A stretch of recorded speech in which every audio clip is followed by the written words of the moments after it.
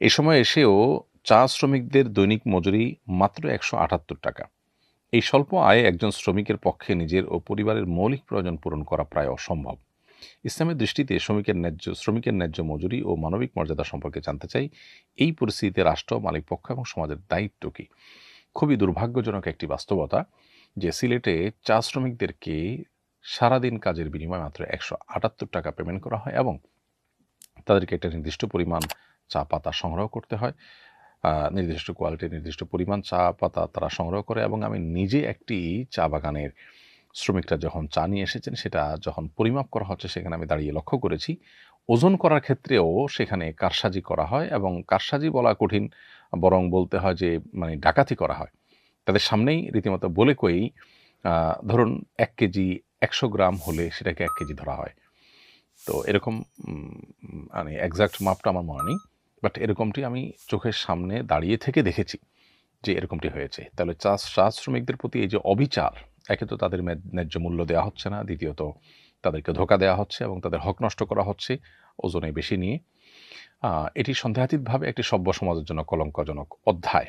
আমাদের প্রত্যেকটা মানুষের এই অন্যায়ের বিরুদ্ধে কথা বলা দরকার। আমি এর তীব্র প্রতিবাদ জানাই এবং আমি আশা করি যে চা শ্রমিকদের তাদের পরিচয় যাই হোক না কেন, তারা একজন শ্রমিক হিসাবে তারা ন্যায্য মজুরি পাবার হক রাখে। নবী করিম সাল্লাল্লাহু আলাইহি ওয়াসাল্লাম বলেছেন, তোমাদের অধীনে যারা থাকবে তাদেরকে তোমরা যা খাওয়াও তাদেরকে তা খাওয়াবে, তোমরা যা পড়ো তাদেরকে তা পড়াবে। অর্থাৎ তাদেরকে কি পরিমাণ দেবো আমি, কোয়ালিটিটা এমন হবে যে আমার মানটা সে মেনটেন করতে পারে।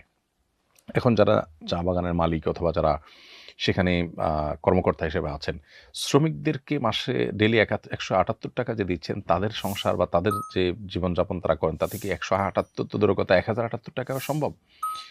তাই যদি না হয় তাহলে সেক্ষেত্রে এত বড় পার্থক্য, এটা সুস্পষ্ট জুলুম এবং অবিচার ছাড়া আর কিছুই নয়।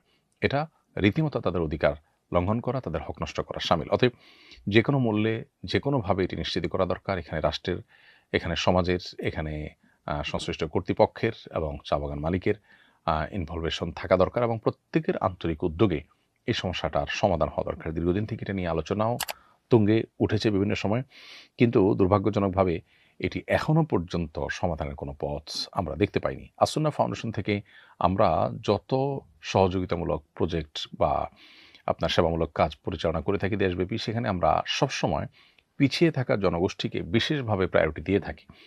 আলহামদুলিল্লাহ, চা শ্রমিকদের মাঝে এ পর্যন্ত আসুন্নাহ ফাউন্ডেশন না হলেও ১০ থেকে ১৫টি প্রজেক্ট বাস্তবায়ন করেছে।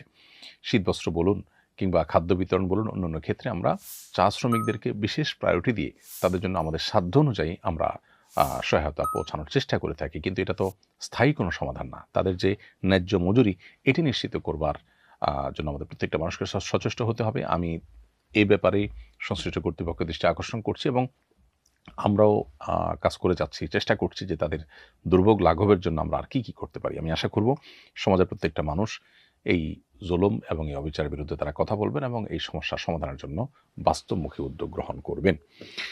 আমাদের এলাকায় যিনি মসজিদ মাদ্রাসায় কালেকশন করেন, কালেকশনের টাকা থেকে একটা অংশ তাকে দেয়া হয়। এটা কি জায়েজ হচ্ছে?